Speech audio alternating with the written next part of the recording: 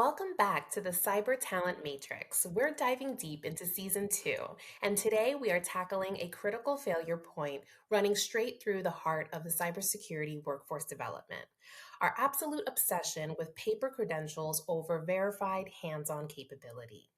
For years, fast track boot camp and aggressive training advertisements have promised the short course, and a certification can instantly pivot anyone into a high paying cyber career. But the reality is, on the ground, that reality has changed. We are experiencing massive certification saturation, yet employers are still struggling to find role ready operational talent. So, if everyone looks identical on paper, where does candidates' true edge comes from? It comes from demonstrated applied capability. I'm Dr. Sasha Vanterpool, joined by my co hosts, Jeff Welgan and Will Denman. Today, we are thrilled to welcome a brilliant researcher and an exceptional former colleague of mine I've had the pleasure of working with at my time at Cyber Florida, Dr. Michele Angelo-Rocha. Dr. Michele is a cyber research analyst at Cyber Florida at the University of South Florida, and architect behind groundbreaking workforce studies. Michele, welcome to the Matrix. Thank you so much. Thank you for having me. I appreciate it, y'all. Yeah. Appreciate you joining the show, Michelle. And I think for the listeners who might not know you yet and your full background, your story is really great. You've got a great example of non-traditional leader in the cybersecurity workspace. So I was hoping to kick things off today, if you wouldn't mind, just walking us through your own career transitioning from higher ed to social science and to cybersecurity, and give us that brief overview of your professional journey at Cyber Florida. Thank you so much, you all. Thank you for having me. And let me just all my experience starts in Brazil. I'm from Brazil, and actually my background is in mass communication journalism. And I came to United States as a babysitter in 2010 to learn English. I didn't know English at all when I first came to United States. The only thing that I had was the dream of speaking English. And for a long time learning English, I ended up going to get my master's in Latin American studies and then with background in human rights and sociology. And I got my PhD in educational leadership and policies. And my passion for working with the community actually helped me to get a job at Cyber Florida. And I didn't have any experience in cybersecurity at all. And so what happened is when I got at Cyber Florida, I started working with a program to help them to create the CyberWorks, that is before was the new skills for a new fight, and helping transitioning veterans, first responders, and other commodities to get jobs in cybersecurity. So we help them in this transition. And that's when I got my first experience with cybersecurity, and it was really after a few years working with the community, really understanding, working with the veterans, and really seeing every day their challenges in getting their first job and transitioning. When I started conducting more research in cybersecurity. So, but that's how everything starts. Was from zero English for doing what I'm doing now. That's I'm very passionate, and also even though you don't have any background, and even though you don't can't speak the language, you can do it. Just work very hard to get in, and have a goal and be very intentional about everything what you do in life, and you're gonna be fine. So that's how was my transition. So that's super interesting. So you came to the United States as a babysitter? Did I Yes, catch that correctly? as an au pair, An au no pair? English, zero English. Like even my family had to say like, "Hi, Michelle." Like I need a dictionary even to be able to communicate with people because I didn't know English at all. That's amazing and impressive. So what was that moment for you when you're kind of going and saying, I'm an au pair to do something else? Now you're a professor at a university. That's a journey. That's a really amazing, a multi-stepped journey that you took there, and then coming into the cybersecurity space. What was that kind of the inflection moment for you to come to the United States and to learn English, but then say, you know what, there's so much more that I have to offer? Actually, my academia was always my passion, but in Brazil, when I first came to United States, I didn't have economic conditions to be a student here. So being an au pair was the only way that I came to United States with $100 in my pocket. And I remember when I got in New York City, like I remember I was in the airport calling my mom desperate because I was afraid. And was that moment like I came to United States to study, but I didn't have the economic conditions, and au pair was the only way for me to learn. And what I did was always during my free time, I was taking English classes. I was being a volunteer in a nursing home so I could learn English, and that's work with my amazing American family. That's how I. But I came here to study. That was my goal. But being an au pair, being a babysitter was the way that I could come to United States to learn the language.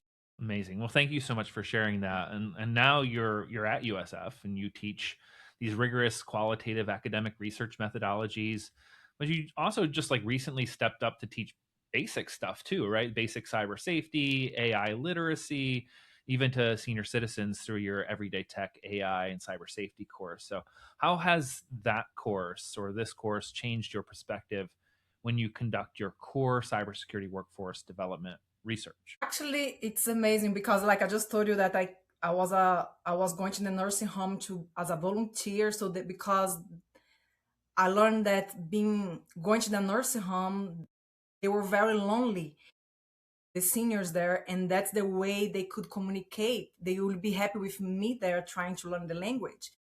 And actually, now working with the seniors has been an amazing experience because I'm getting my experience from working in a nursing home. Now work with the seniors. And one thing I'm learning in this class is that how I need to change, even how I structure the classes, making sure that I understand how to teach this specific group age that is 60 plus up. And also understand, like, I had a lot of conceptions, ideas, what maybe was the best way. But when I got there working with them, they were teaching me. And one thing I have been learning is also creating that space where I'm not teaching, but how we are learning together. So they also teach me how to approach the seniors communities. I also create that space where they teach me how they think and how they use technology. And I had a lot of misconceptions, and I'm learning every day with them. And I make sure that they share their life experience in the classroom because they are not only teaching me, but they're also teaching the other classmates. And has been an amazing experience with my background in community-based research. Listen to the community, but also how can I put their lived experience to the classroom? And that's all connected to my qualitative research is listen to the community experience.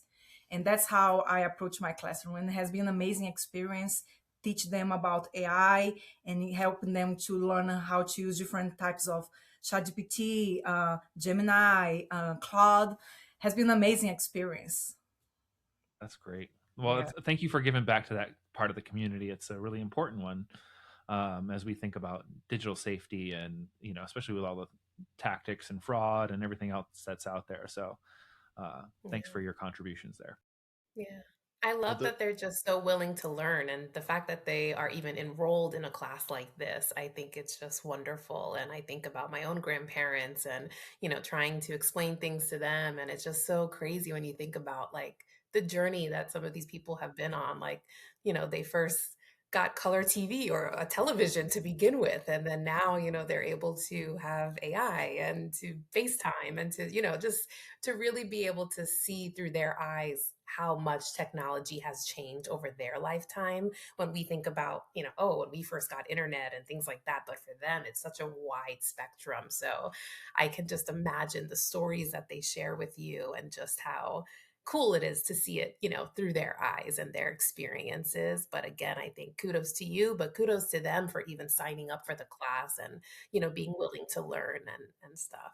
Yeah, what I have trying to do is bring in real life things that is happening on their daily lives, not what I think, but really s- what is happening with this specific commodity to the classroom. And I bring case studies like scenarios so we can really interact. I don't like boring class, so I'm kind of motivate them to speak in a class. And the one thing, like they know a lot of the concepts, but in different ways. So how I Mhm. am making sure that they understand the concept. And also, one thing, for example, even before I talk about deep fakes, I started using ChatGPT to help them to create images, and oh my gosh, they loved so much use create image. So they start to playing with their family pictures with, and that's how I introduced the deep fakes. Mm, But they also challenge me a lot. They are challenging me to keep studying more about understanding policies, the issues with AI in third-party organizations, how they are protect the data. So it has been an amazing experience, and they are so. I feel they are so motivated. They inspire me every day. oh, Yeah. that's I so great. Yeah, I'm wondering, is there like any particular, because it's there's a lot of lessons to be learned, especially with people who just haven't been as exposed to even just broad sort of suites of technology. Mm, Are there any kind of universal takeaways of like how you kind of introduce that into like not just somebody for their demographic, but all demographic? Is there any of those like kind of universal strategies or takeaways that you've gotten from that experience? Yeah, I try to bring a lot of, like I said, I bring a lot of case studies, like scenarios, but Hmm. I also, for example, I was trying to teach them to use the the manager wallet. So I was like, and I was trying to explain to them in an easy way how it works. I could bring a lot of videos, mm, very focused on their from their specific age, and they were. One thing that I also highlight is how they can move. I'm trying to teach them, and all the time I tell them like, I want you to be able to explain this to your grandchild for mm, your child. So I try to bring in a very simple way so they can translate this to their own community. And I think that's one of the things that has been fascinating is really think about overall all the commodities. Like how can I translate in a non-academic, especially for academics, sometimes it's very difficult to translate difficult concepts, especially for very technical people. How can I bring the people's experience to the classroom? I think that's very mhm, connected to the type of research that I do that's very focused on the community and social justice based, and bring people's stories. And how one thing I learned through my research is that adult learners, they learn much more when we bring their what they can do at home, for example, or how they can teach their families. And that's how kind mhm, of I organize and create my own classes and adapt, and being mm, open to learn with them too, because they are yeah. there every day. What made it so, because would make this pivot into cybersecurity, and then I guess my big thing is kind of what kept you there, right? Like what did you kind of see in the community and stuff where you were like, wow, because I mean there is this huge education sort of difficulty that we'll kind of get into, especially with the research that you've done. um but was it the necessity where you're like, hey, there are actual like gaps here and stuff, and they people need help? Or was it just the love of the game, I guess? Like what kind of keeps you going in that regard, right? At least in this Kind space. of my why I'm doing this. Yeah, yeah. I think first, for the seniors community is just like creating that space where they can be heard and they can be seen. But I confess, like I told you, I don't have background in cybersecurity. And I have been working the past 7 years. But I love helping the community, and I really like really helping my students and also non-traditional adult learners to transition, especially in a very very difficult moment where they are really having a hard time to survive, and financial, all those issues, like, and tell them like, hey, you have a space here in cybersecurity, and that's how you can translate your skills in the military the to to the world. Like, how can we do this together, and seeing them getting jobs and building their confidence and being successful. That's what my why. And I love what I'm doing. One thing that we do a lot in Cyber Florida that I'm very passionate about is the Cyber Lunch program. That Mm, is a program that we have for K to 12 students. What was like for me, since kids and teenagers from rural communities, from low income communities, to be with us and being dressed professionally and learning that day, for me, like, I love what I'm doing, and we are making impact in a community. And that's what Cyber Florida is doing. change people's lives and working with the community. And that's my why. It's seeing all these and seeing the impact that we are doing. And Yeah. just one more thing, it's I never thought myself in a STEM field, and now working in a STEM field is just and helping them to get that job. It's and making them to believe that they can do it. It's my why. Yeah. Yeah. I had the pleasure of working with Michelle at Cyber Florida, and it was that CyberWorks program, as it's known today as. And it's, I think, to your point of helping those people, especially those career changers, and a lot of them were older in life, non-traditional adult learners. And I think, we share that passion for helping that specific community and that population, because I think it's something so unique and special, and it really should be celebrated that we've worked with students from all different backgrounds, especially those of the military, but even those who are just kind of finding their new why and their new passion and having a second chance at a career, or maybe it's their third or fourth career, but just having that courage to decide that they want to do something else and they have an interest in something, and to be a non-traditional student, whether that's through a boot camp or through, a traditional degree program, or just getting, their hands dirty and getting that hands-on training themselves because they're interested and they want to,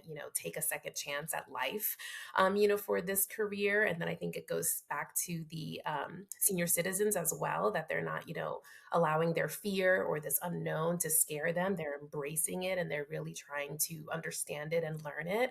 And then I think it's full circle when you said, that Cyber Launch program is so cool to see such young students, so passionate, so interested, and so skilled. And like they already have like certifications, like, before they're even like, in high school. And just taking that initiative, I think, is just so wonderful. And it's even just more heartwarming and inspiring when it is, those low income communities or those people who are learning English for the first time or have no background in any technical area. And they're just like, I'm interested in this and I want to make it happen. And being able to help those people is just very rewarding. And it's amazing to see like sometimes they never saw themselves in this field. And that's one thing that we have. Cybersecurity is a field that you can learn, like you can adapt and change and get a job. And I think we, especially the transitioning professionals and the K to 12, I feel that seeing that like, hey, they build that confidence on them, like, hey, you can do that and Hmm. be able and work hard and to get there. It's amazing to see them. It's amazing. I love what I do. So there was the March 2026 Cyber Bay report. I think it was called, I have it here, I believe. It's yeah, modernizing the US cyber talent pipeline for the AI era. And I mean, incredible takeaways from it, right? Like just for, listeners out there, there's a bunch of, key findings and stuff like, there's some unreliable signals, in the market for entry level jobs. It seems as though graduates are kind of coming out more as generalists when the industry needs specialists. There's some inadequate opportunity for hands-on experience and things of that sort. Hiring demands aren't kind of lining up with the offerings that are being provided by education, right? There's broad soft skill deficiencies, and then there's the whole topic of AI, which is just a whole bear that we've had to get into so many different times. But kind of just starting out with that, because I have a bunch of things, like I loved reading through the report. It was great. But was there any particular one of those findings or just factoids that surprised you, like because some of these things that you read about, you're like, oh well, of course, like AI is gonna take over like low level automation and stuff like that, right? And obviously there's implications for that that are going to be tough to kind of work through in the whole, like, what is the solution to this, right, for the people side. But there was some that really I was like, wow, I actually didn't know that. That was kind of crazy, right? And I have a few if you want me to talk about them, but I'd like to know if there was anything that through your research you're like, oh my gosh, what the, like, this is insane, right? Yeah. No, 100%. First, I would like to say that this work was an amazing experience, and I couldn't have done this without the workforce group and also the beginning, of course. the Billini Cyber Florida team, but especially the 17 professionals, including Dr. Vanterpool. She was part of our focus groups. And I really, as a researcher, I really want to understand what 17 professionals from, I was very strategic how I create these focus groups because I want to hear the experience. Because what we always hear, there is a miscommunication between the academia and between the workforce. So I was very strategic how I create this group because I want people from the academia, I want leaders from the academia, I want companies, I want to understand the students' experience who are applying for thousands of jobs and not getting jobs. I want to understand for the workforce specialists, for the recruiters. So I was very strategic how I create this group. And thank you all for the 17 case they are watching for being part of this project. And what for me, what I think was the first meeting when one of the companies shared with us, we every day, we people are saying there are billions of jobs in cybersecurity, thousands of jobs, and there is a lack of professionals. And they said, like, for one job position, I received 4,000 jobs, applicants for one job position. So it's not a lack of professionals getting cybersecurity. Actually, there are saturation. And but they said, like, for us, for the companies, it's very difficult now to see what's real or not, because I think maybe I'm already jumped for some of but for me was what key, like, us, the companies were also struggling because people are saying that there is a lot of boot camps. People are getting hands-on, getting all these boot camps and certifications, but they don't have any hands-on experience. At the same time, they are we have one job position and 4,000, 3,000 people are applying. So it's very difficult for the companies too. So they are Mm-hmm. struggling. And a lot of people, like you said, people are using now AI to work on their resume, on their cover letters. Some Mm-hmm. companies, they don't. So it has been very difficult for companies too. So understand the company's challenges in recruiting. That's one of the big, but I have a lot of other things. But I think was like, I was not thinking about a lot about the companies. I was thinking more about the students and the early Mm-hmm. careers, but not about the challenge that the companies are also facing. That's one of, Mm-hmm. wow, we need to talk more about the companies too. Mm-hmm. Yeah. There was one thing, especially in like the entry level kind of signals and stuff, that I thought was interesting. I believe it was the desync between HR and what they consider entry level Mm-hmm. versus, like operational demand, I guess. I hope I'm kind of wording this in a semi coherent way, but it was very much like, people believe, oh, if I apply for an entry level position, I don't need much experience, all these different things. But then they would look in, HR and just the overall like workforce is expecting, few years experience, maybe some certs under your belt. But as we saw in this report, actually, certs aren't mattering as much as practical operational experience, which is another thing to kind of get into. But I thought, that kind of desynchronization between kind of the expectations of the kind of budding workforce and then the actual people who hire, I thought was very interesting. And then also kind of even talking about the data collection itself, talking about how like there could be some like more senior operations stuff that kind of gets, lumped together in with the large entry level kind of like, here's the amount of job postings, numbers and stuff, which creates confusion.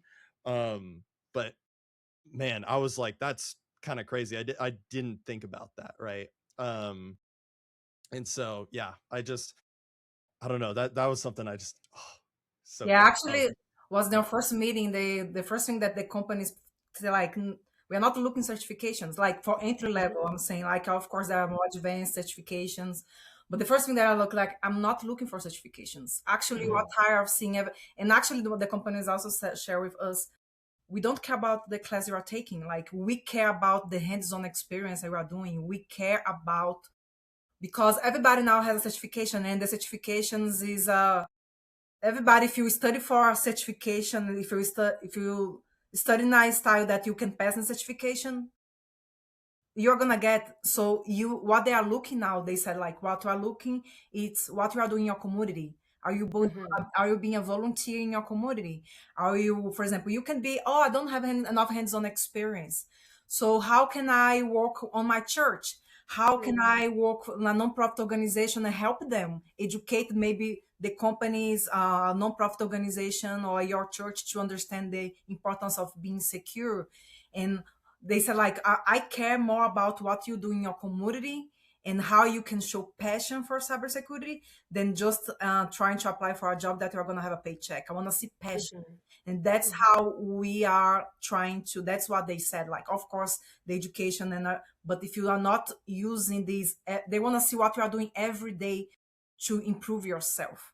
And another thing that also we talk a lot about at Cyber Florida, at least, with Dr. Vanterput, Doc, is about the soft, but people already correct me, the power skills. It's about with soft skills, the power skills, that's communication, critical thinking, the leadership skills, problem solving. You can have a lot of certifications, but if you don't have those skills, Mm-hmm. and this is going to be very difficult for you. So the message here is how the entry level professionals, they need to go out and trying to communicate and try to translate those jargons to more commodities who doesn't have background in cybersecurity, and how Yeah, you show critical thinking, because now that's what you need to work with AI, not only about like, and for working with AI, you need to have critical thinking. That's one of the big piece Yeah. of the company. absolutely. And I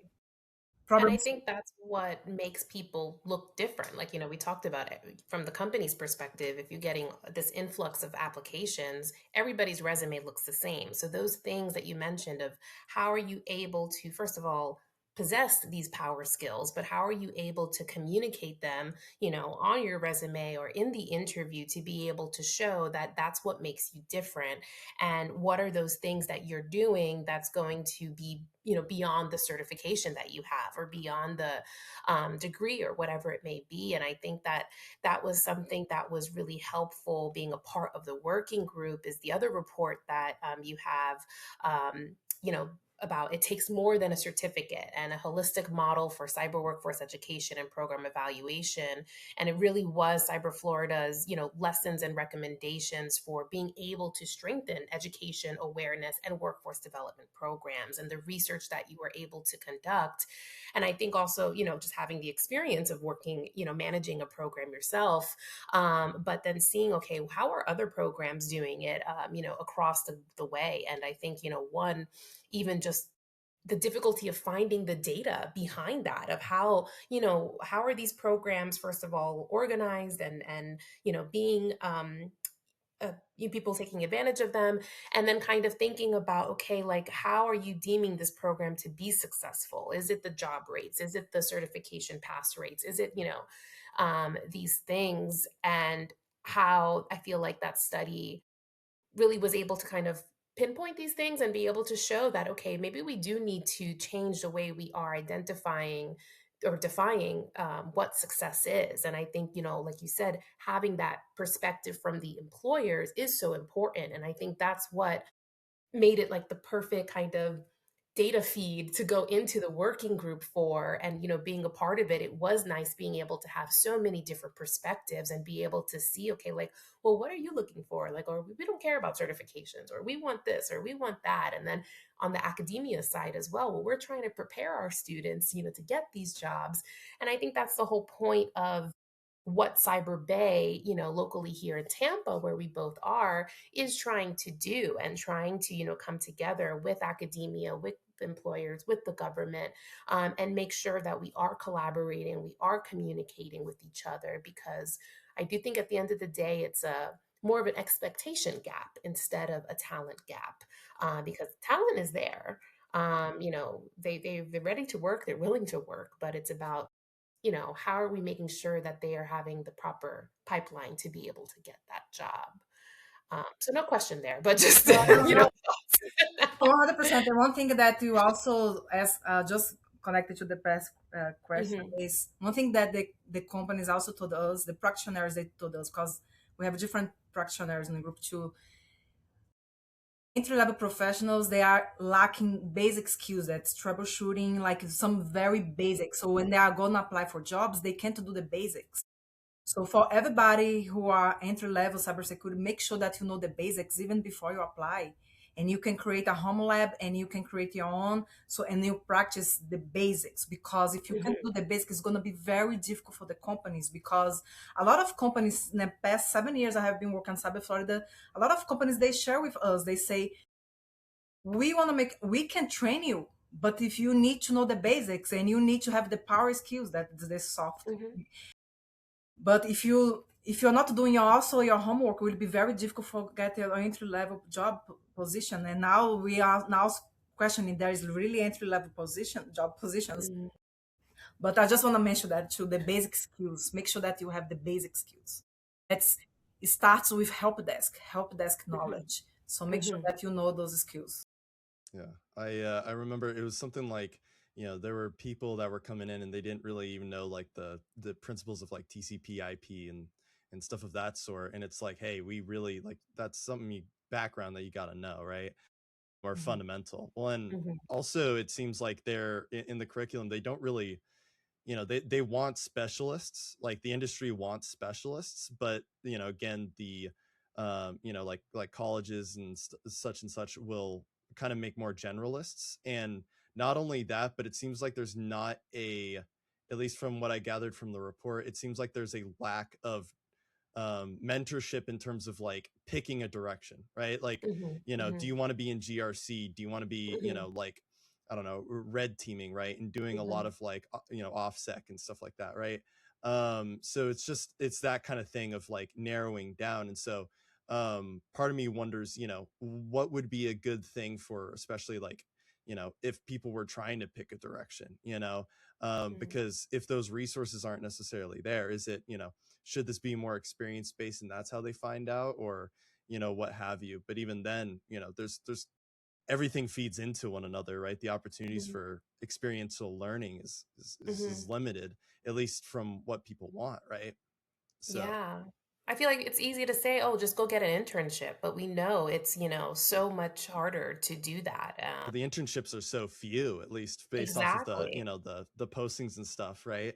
And then on top of that, like, there were some practical solutions that were kind of recommended in the report that I was wondering if you could go into a little more, which was, there's structured project templates, coordinated employer engagement, and then micro internships. Now micro Hmm. internships is kind of new for me. Like I don't really know too much about that, and like they're lightweight but high impact stuff of that sort. Is it, like the periods and stuff are shorter and that offers more people to kind of come through the revolving door and get that experience? Like, I don't know, could you, do you think you can go into that in a little more Yeah, yeah, detail, no, because it's sure. cool stuff. Yeah, Yeah, yeah, yeah. No, actually, these are concepts too the working group start talking about. Is because first there is a lack of, we are talking, oh, there are billions of jobs in cybersecurity, but actually that's not real. And second, or is entry level students, they are that is in a traditional education in cybersecurity, they are struggling to get a internship. And one thing that was very, actually that is another thing with this working group that I learned so much is we always say, oh, they can be a volunteer, they can work. Look, people are struggling right now. The economy is Hmm. very bad. People are struggling to eat, and even like they are really struggling. So, Hmm. and it's very difficult. Sometimes people have two, three jobs to survive. So if you want them to be working as a volunteer extra, like especially they are non-traditional, they have families, so they are really struggling. And you tell, oh, go do a volunteer job. Yes, you can do like few hours per week, but that's one thing. Like, and it's not so easy too, because our organization is not gonna give you the freedom to you have access to their data, Yeah. because how can I trust in you as a volunteer? Do you know? Sure. So on the report talk about how many internships there are in cybersecurity in the Tampa Bay area. That was a few internship, and we have thousands of students. So they are already struggling to find opportunity. And there are other issues behind that too. But so what will happen is like, why you don't do, because they are saying you need to find internship and they are not finding internships. So, and they are struggling financially, they are struggling to eat, to have food on the table.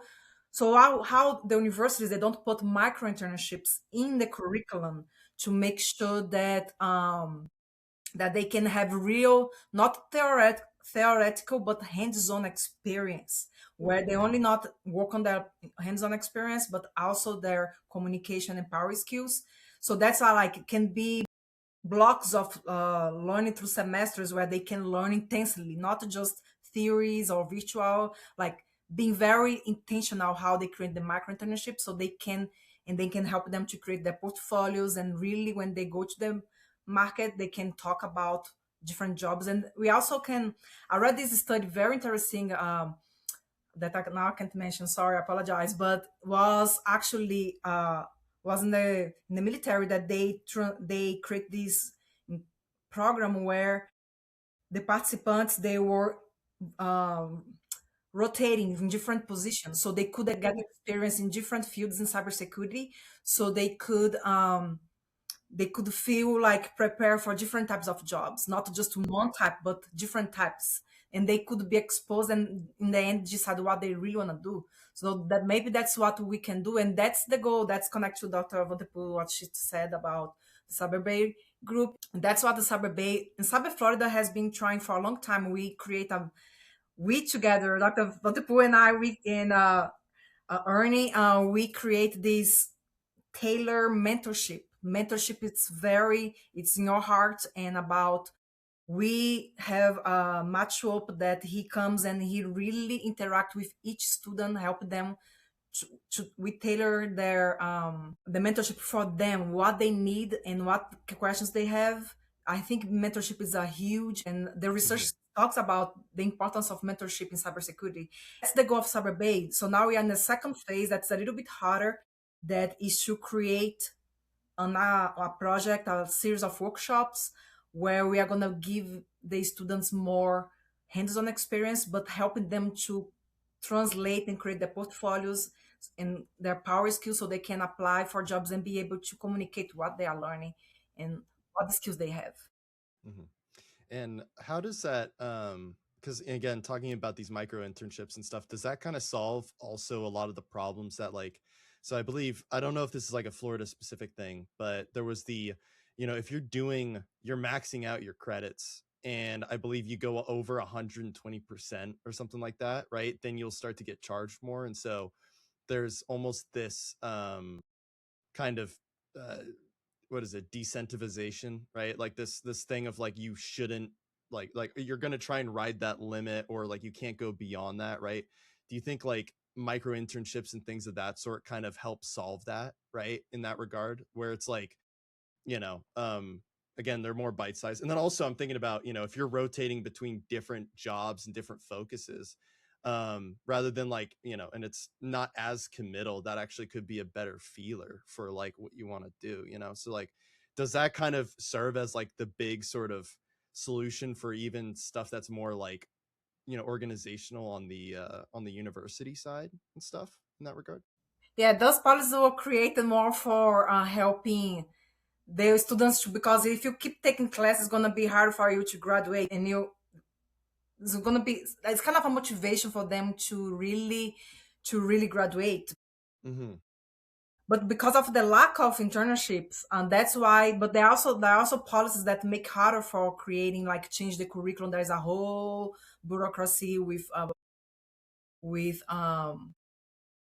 creating programs and creating the curriculum. So but how we can, I think this micro internship can be a new way of we thinking how the universities need to work together to maybe think about different ways of creating activities in the university where they really can get more hands-on experience. And Mhm. it's also important to emphasize that a lot of the professionals, a lot of the communities also working in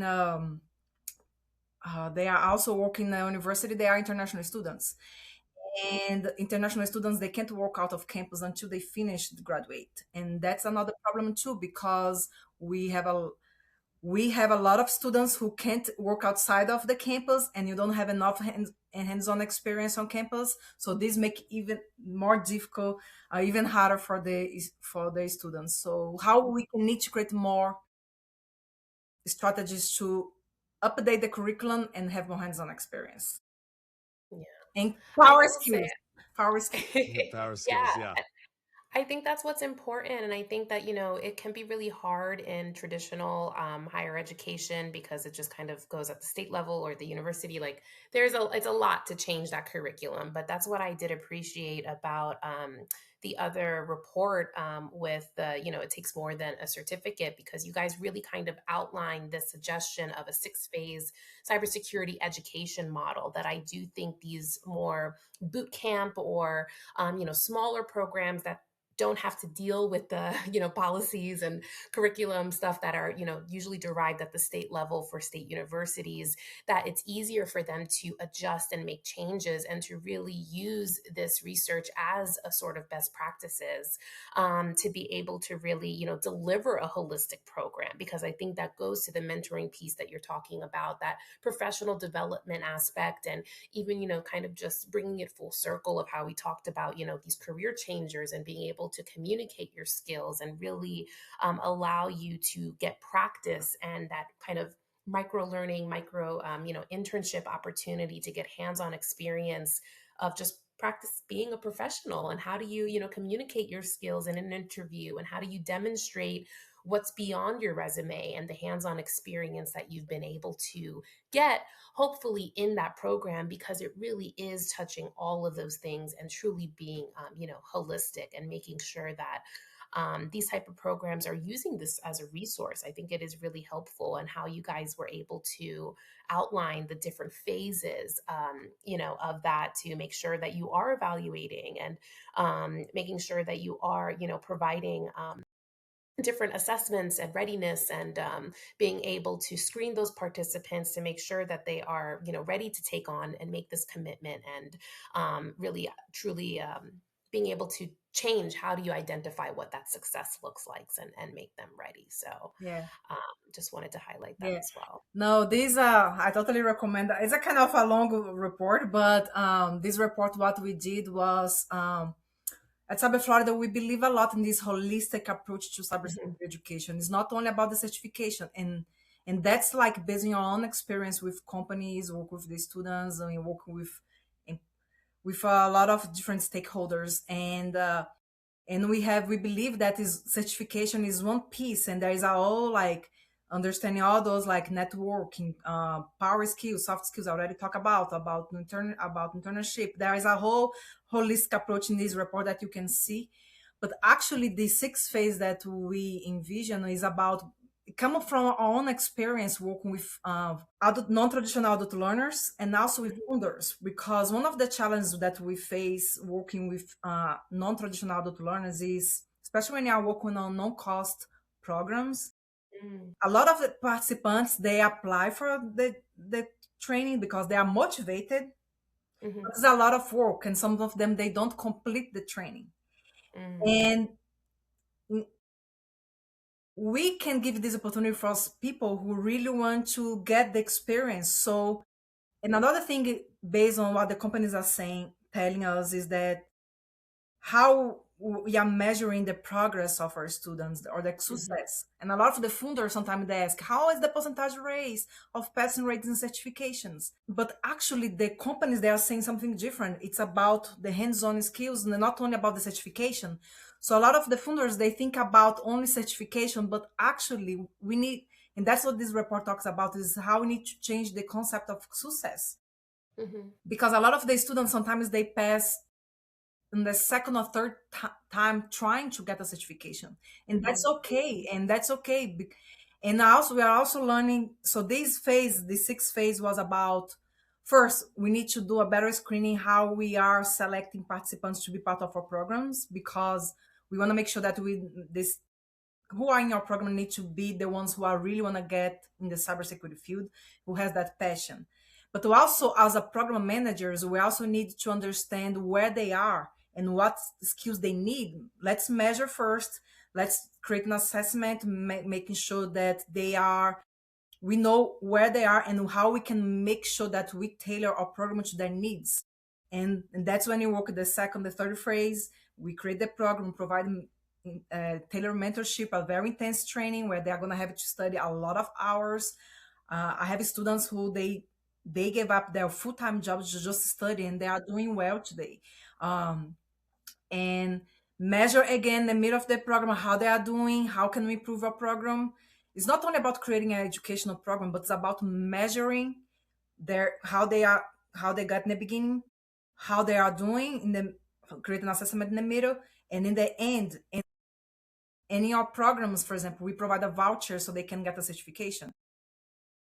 And we had to change our approach too. You only get the voucher if you really are passionate and they are really studying. Because sometimes we provide the voucher for, and people, students don't get a certification, they don't get the certification. And that's kind of frustrating for the program manager who is working so Sure. hard. So, and actually, I saw this a pattern, and the research shows a pattern that is not happening. That's happening in a lot of other programs. So that's what we create this 6 phase assessment to help program managers to create the educational program to make sure that they are doing a good job, but also measuring the progress of the students and how we can do better to keep Yeah. progressing. So that's kind of how we envision that program, that 6 phase measurement. Yeah, and I like the focus on practical experience a lot because again, like, I fell victim to the just get like, a few certs under your belt and Mhm. you'll be chilling, like maybe do like, a boot Mhm. camp or 2 or 3 or however many you want, right? And whatnot. But they were talking about, I think it was like evidence-based, stuff, right? And um when sometimes when we're doing like some competency assessments and things of that sort, it's interesting because people rate themselves, like entry level people will rate themselves very high for like, well, I'm a great communicator and things like that, but it's like, have you been in like incident response and like, the pressure's on and you have to effectively communicate in those like difficult moments, right? And things of Mhm. that sort. um and so there is a bit of this like, grain of salt that you have to do with some of it, especially if you don't have that kind of evidence-based sort of metrics behind it. And I know there was a whole thing about like, a lack of, performance metrics across the board. Mhm. And I was wondering, kind of, because I believe the 6 phase, model is kind of there to counter that, right? Yes. But ideally, what kind of performance metrics should people be kind of hunting after and trying to report on, like overall, right? Like it doesn't have to be specifics, but like broadly speaking, is it just primarily like, like evidence of, I don't know, like being able to talk about something, or the critical thinking stuff like that? Do you kind of get my question? I Yeah, hope yeah, yeah, I'm yeah, yeah, yeah. No, okay. yeah. Yeah, yeah, yeah. What Awesome. we think about first, after so many funders, sometimes they talk about, oh, how many percentage rate was the program, how many students get certification or not. That was a kind of, we felt a little bit frustrated about this question because how we measure success is, we are seeing on the field, for example, we have students, for example, that they, and another thing, they think also that success means getting a job in a company. And Mhm. actually, success for us, we are noticing too, we are learning, for example, a lot of our non-traditional adult learners, they are getting cybersecurity education, they are getting the certifications, but they are not applying for a job in a high level company, but they are being teachers in K-12 schools, and they are creating programs for high school students. They are, Mhm. yes, they didn't get a job in a high level organization, but they are impacting their community. They are teaching cybersecurity for children and Yeah. for the future generation. So for us, this is also success. So it Mhm. was an amazing experience to see teachers who complete our program, who decide to create a cybersecurity program project in their schools, and they are bringing 20, 30, 50 students. The success is not only getting the job, but also motivating other youth to in the Mhm. future get jobs. So we need to change how we think about success in cybersecurity. And imagine like one job now I'm training 50 students. You're Sure. putting seeds on a youth heart. Do you know what I mean? Yeah. And Mhm. so that's how we envision. But one thing, what challenge that we face is we heard it very often. Oh, a success program cybersecurity is like 80% passing rate, 90%. And actually, at Cyber Florida, we want to really understand not the biased information. We want to understand what the research is telling us, what other Mm, reports are telling us. And we had a huge time to find this information. So mm, actually, that's when we decided to do this research, is because there's not cyber, and that's one of the what I was talking about in a nice conference about. We as program managers, we need to work together. We need to share lessons learned because we are mhm, creating cybersecurity programs, but there is not we are not sharing our lessons learned. And I was really struggling to find data about other programs there. Where I can see a lot of marketing. Oh, this was very successful, just as a motivation to get people in their program, but not really research, yeah. non-biased research, and not marketing, but non-biased research. And that's when we create this program, and there is a lack of metrics. And when we Mhm, say metrics about not only about certifications and but improving the, for example, one thing that I was very fascinated about is, and that's one thing that we learn in our program too, especially working with mothers, women mothers, they are struggling to complete the education because they are sometimes they don't have unemployment, and they are struggling with childcare. So mm, some programs in cybersecurity, what they were doing, they were providing childcare while they were in school. mm, That's an amazing way we can do. That's also helping the mothers, even though they didn't get the first certification try, mhm. but they complete the program. And based on their struggles, and this was already a success story of them Yeah. completing, and slowly they were progressing and getting jobs and getting certifications. But that's what we found this research. So how we can also measure those other things, and also measuring, you don't pass sometimes in a certification in the first attempt, you pass in the second, third time, and Yeah. that's okay. So is, and especially now the world is so competitive, and maybe I have a lot of students, they apply for jobs in cybersecurity, and they after 2 3 years they got a job. So Mm, how, so some think think that to success means finishing a program and getting a job in a 6 months. No, sometimes take mm. 2 3 years, and Sure. especially now with AI for entry level is, so do you Gosh, not yeah. mean? Yeah. That was kind of what I was thinking about when even just thinking about our conversation and just kind of reviewing some of these reports was I don't think that there is enough research out there sharing best practices. I think that, both of us coming from academia, that's just a thing in general. Why we enjoy qualitative research is because quantitative research just tends to focus on the metrics, which again is important. We need to gather that data, but being able to share more stories and testimonials or just best practices of what is working, so other programs can learn, I think is what makes this research that you're doing so impactful because it really is informing other people. And I was kind of thinking about that, and I'll kind of use that as my segue to talk about what we've learned this week.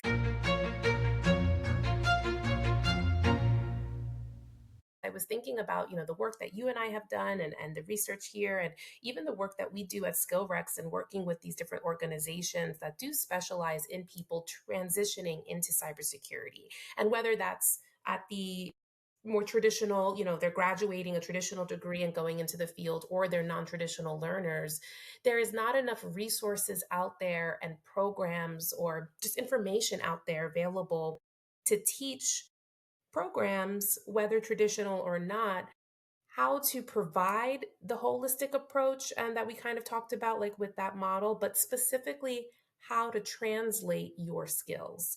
And if you're coming from whatever background, whatever industry, and you're trying to transition into cybersecurity, how do you communicate what those transferable skills are? I think even at SkillRex, the work that we do, and we're definitely kind of working on things behind the scenes to expand our services and offerings, but that is something that we're passionate about as well, is just like, okay, what are the skills that are needed to do this job? That's part of identifying it with assessments and things like that, and skills inventories and things that we've talked about plenty before. But coming as a professional, how are you able to identify the skills that you have and how are they able to translate to cybersecurity specifically, is something that I've been really thinking about. And I don't think there's enough resources and informations or, best practices on how to do that. And so it's something that has been on my mind. And I'll say that I learned, but it's really kind of motivating me to do something about it and for SkillRex to come up with a solution for that. So that will be my take. But if we wanted to kind of just go around and kind of wrap up and share something that we've learned this week. Yeah, I mean, I can go next. Yeah. This week I learned. So I guess a company called INE, they're a training company, put out a research study just last week. I think it was on the 23rd, called "Wired Together," their 2026 report, the knowing versus doing gap in cybersecurity operations. It's got a bunch of really great stats and thoughts in there, but a couple of key points that I thought were really interesting was when they were surveying their participants, they found that only 22% of organizations felt highly prepared for AI driven operational convergence. Um, that convergence is really talking about the operational complexity of cybersecurity and all the tech stack, AI acceleration, but also workforce readiness. So that's the Mm, convergence they're talking about, and only 22% of participants felt highly prepared for that. Another really interesting piece, since I talk about the visibility problem or workforce visibility problem all the time, um, they mentioned some things around visibility as well, in a different vein, but some of this was around AI, and they mentioned that. I think we've talked about some of these things in other podcasts too, but it's always just fascinating when they come up with stats on this. But 57% of employees use personal generative AI accounts for work.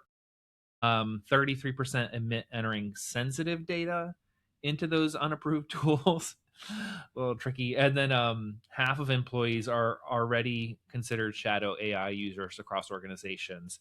And 60% of organizations can't actually see anything when it comes to the prompts that their employees are doing.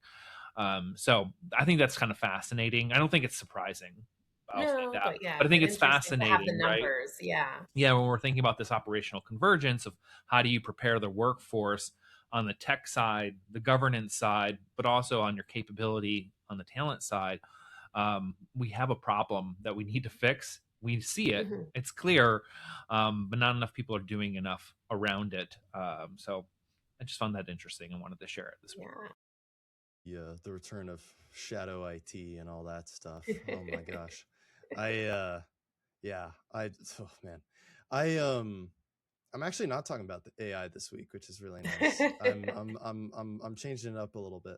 For me, I think, we were talking about entry level and kind of the difficulties there, but I mean, I guess okay, I might be talking about a little bit of AI, but it's the pressure that senior level people are holding right now because of the fact that AI has technically made them more like, like I'm going to say productive, where okay, now they can do a lot more because AI is there to kind of assist them.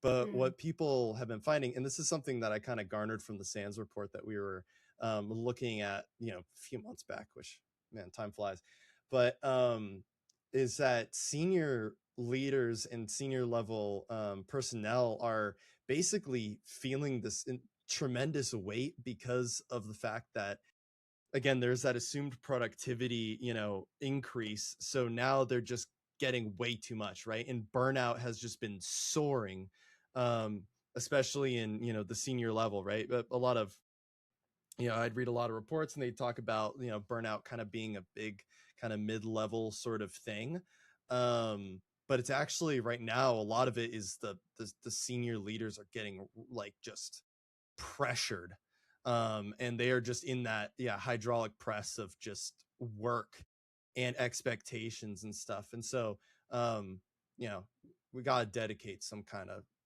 show to that, because that like some episode, because that would be so interesting to go into. I yeah. again, we're seeing problems across all, like the whole stack, the whole hierarchy, Yeah. for workforce. But man, that's a big one. So awesome. I'm gonna stop now. Michelle, anything you would like to share as far as maybe something that you've learned this past week or something you found interesting beyond, all the great insights you've shared with us already?